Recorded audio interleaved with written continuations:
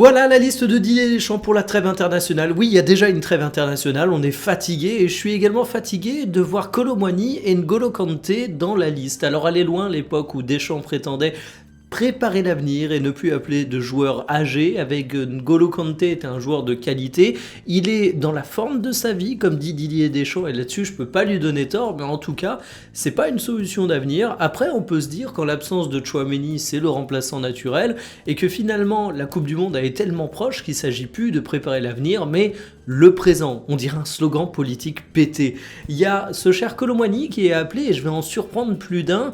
Si je fais des blagues, je dis qu'il est derrière Richarlison du côté de Tottenham. Si je redeviens sérieux, je dis qu'il n'est pas derrière dans la hiérarchie, mais qu'il a eu un début de saison compliqué à cause de blessures, qu'il a été intégré progressivement dans l'équipe de Tottenham pour pas le griller physiquement, qu'il montre de bonnes choses. Donc c'est pas un non-sens qu'il soit là. Mais en même temps, s'il est intégré progressivement, c'est qu'il est fatigué physiquement, qu'il est encore un petit peu fragile, donc je sais pas si c'est une bonne idée de l'appeler. Bon, dans tous les cas, il cirera le banc, comme Mateta, qui est à nouveau dans la liste, il profite des absents.